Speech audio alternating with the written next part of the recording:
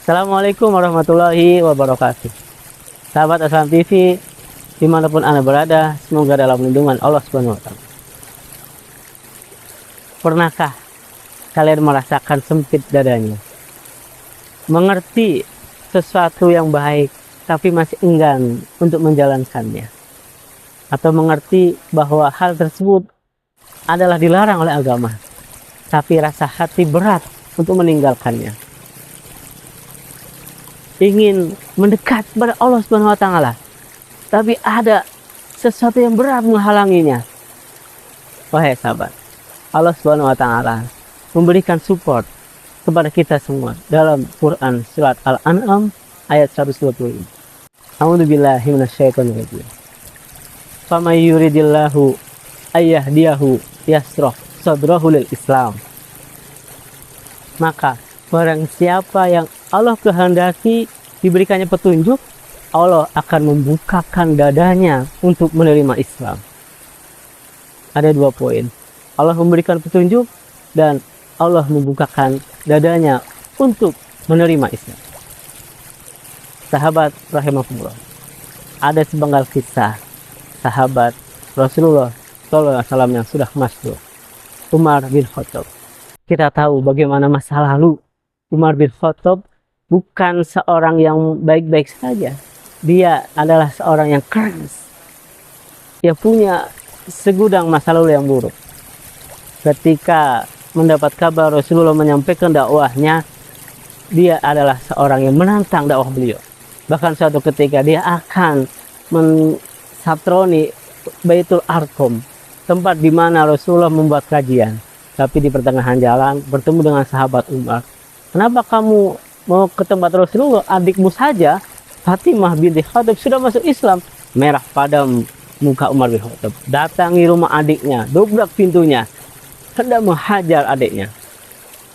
Tapi lantunan surat At-Toha mampu menembus relung hati yang keras itu. Hati yang keras seketika menjadi lemah, menjadi lunak. Hati yang gelap menjadi terang. Nah, disinilah momentum bagaimana hidayah Allah turun. Bukan merdunya lantunan ayat tersebut, tapi Allah telah memilih Umar bin Khattab, dan Umar bin Khattab membukakan hatinya untuk menerima Islam. Proses hidayah. Wahai sahabat Aslam TV yang berbahagia, hidayah bukan hanya kita mengetahui mana yang benar dan mana yang salah, tapi bagaimana kita menghayati, lalu menjalani, siap konsekuensi, menjalankan mana yang benar dan mana yang salah. Wahai sahabat rahimahullah, terkadang kita sudah merasa Islam, sudah sholat, sudah puasa, sudah zakat, dan sudah menjalankan semua aturan Islam, tapi hati kita masih gersang.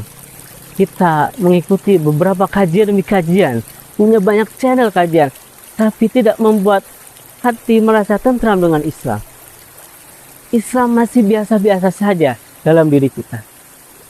Wahai sahabat, hidayah itu adalah bagaimana kita membukakan hati kita, mengizinkan Islam mau mengatur segala kehidupan. Jadi kita rela diatur oleh Islam berupa sudut pandang Islam, cara bersikap sesuai Islam, bahkan cara menentukan masa depan sesuai Islam. Islam adalah sebuah komitmen. Islam bukan hanya sekedar agama, tapi itu merupakan sebuah tatanan kehidupan, tatanan seluruh kehidupan. Dari bangun tidur sampai tidur lagi, siap diatur oleh Islam. Sahabat rahimani wa rahimakumullah, seseorang yang telah mengikrarkan dirinya kepada Islam kafah, siap diatur oleh Islam, menempuh jalan yang panjang, tidak mulus, pasti ada sebuah ujian. Sebagaimana Allah Subhanahu wa Ta'ala telah menjelaskan surat Al-Baqarah ayat 214. Am hasibtum an tadkhulul jannah. Jangan mengira engkau masuk surga sebelum datang ujian kepadamu sebagaimana ujian yang dialami oleh orang-orang terdahulu. Mereka kekurangan harta, kekurangan diguncang jiwanya. Tapi apa yang terjadi? Mata Nasrullah. yang dipikirkan oleh orang-orang yang sudah mendapat hidayah itu pertolongan dari Allah Subhanahu wa taala. Solusinya adalah mengharap pertolongan Allah. Apa jawaban Allah? Sesungguhnya pertolongan Allah itu dekat.